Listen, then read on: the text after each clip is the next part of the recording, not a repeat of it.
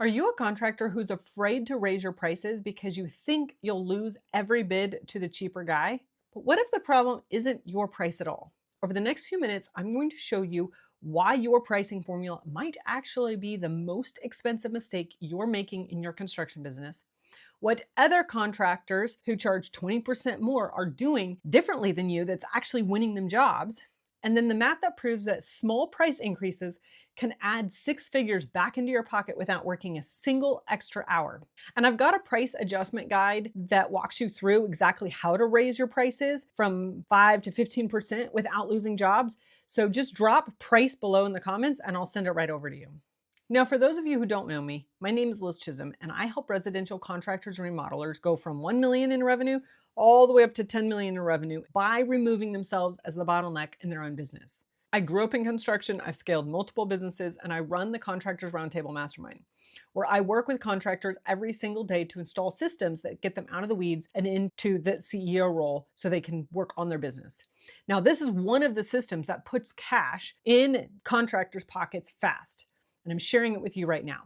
But here's what happens. So you put together an estimate and the client hesitates and you hear, well, we got another quote from, for less, and you flinch and you think, maybe I should have just shaved $3,000 off of this because payroll's Friday and I really need to get this job. And you tell yourself, well, I'll just make it up on the next one. Or you tell yourself, I'll adjust it later with a change order. And you try to price to win the job instead of pricing for profit. Now, most contractors try to win on price. They underbid just to get the job. They panic price when they feel that pressure. They compete against the cheapest guy in town and then wonder why there's nothing left over at the end of the year. Because when you drop an $85,000 remodel project down to $74,000 because, well, you got nervous, and that $11,000 comes out of your pocket, not your client's, your pocket. That's profit. That's profit you didn't protect and fight for. That's the vacation you told your wife you can't afford right now. Do that 10 times a year. That's $110,000 you worked for and never got paid. You basically worked for free. So step number one is understand that the contractor who charges more isn't better at building. He's better at selling. He shows the homeowner his process, his reviews, his communication, his standards before the number ever gets communicated to the client. That builds trust. By the time the price comes, the homeowner's already decided and believes that this guy is different and better, and so the price isn't the problem. It's your process. Secondly, you've got to do the math on what small increases actually mean. A 10% increase on a $75,000 job is $7,500. Do that 15 times a year and you've got $112,500 in additional revenue with your same crew, same hours you worked, just more money in your pocket. So I want you to do this step 3, which is stop chasing cheap clients.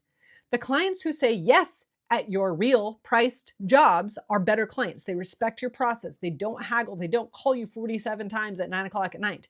Your cheap clients you're afraid of losing are the clients you should be trying to lose, because price objections aren't about money.